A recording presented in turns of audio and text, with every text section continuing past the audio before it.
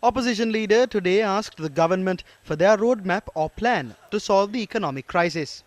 I made a request from you as well. Present to this parliament the roadmap that the government plans on implementing.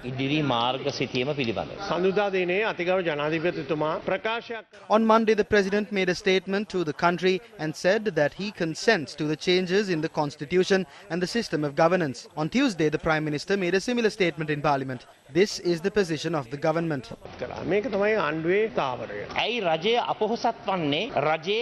Why is the government unable to present a summary of the government's economic roadmap?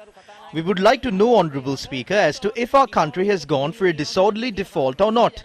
We would like to know, Honourable Speaker, if financial and legal advisors needed for debt restructuring have been appointed.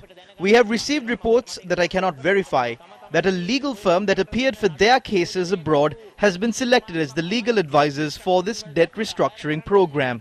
I hope that it is not true. We want answers for these questions. What will happen to the diesel, kerosene oil, petrol, food, milk powder, medicine, power and raw materials needed for the advancement of industries in the country?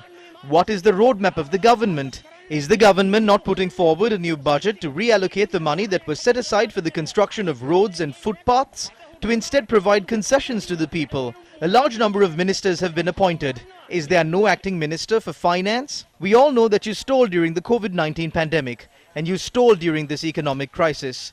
Today, this government has no roadmap.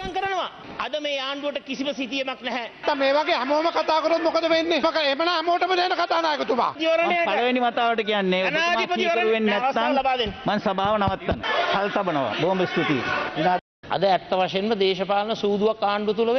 political gamble is taking place within the government today. A group is going to the president and saying that the president must stay and the prime minister must resign, while another group is going to the prime minister and saying that the prime minister must stay and the president must resign. Then the parliamentary group of the government meets and 88 MPs sign a statement saying that they have full confidence in the prime minister. You must have the support of 113 members to have full confidence. We need an independent parliamentary budget office. Independent parliamentary budget office. Together with the Prime Minister, we have expressed our agreement for a lengthy statement on the roadmap for the country to be presented after the Finance Minister returns to the country. I agree with the opposition leader that we need a roadmap. With the discussions that are to be held next week, give us the roadmap. By next month, we will have no fuel, no fertilizer and no medicine. This House must debate this next week. That is our responsibility. The country expects us to do that. I made a request for us to discuss the motion of no confidence after the statement of the Finance Minister. There is no point in presenting a motion of no confidence. We cannot solve this issue with a government of 113. I was in the government that had the most power in this country, a majority of 5/6. We need the support of at least 175 to 200 from both sides. This money will run out by May. By June, we will have no money to import fuel.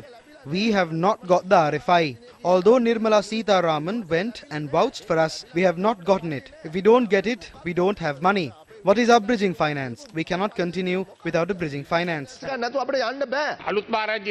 latest information that we received is that the first round of discussions with the IMF was unsuccessful. We don't know what will happen in the future, but the first round of discussions were not that successful. If they are unsuccessful, it will take us about a year to get the funds. These are the matters that we must discuss in Parliament.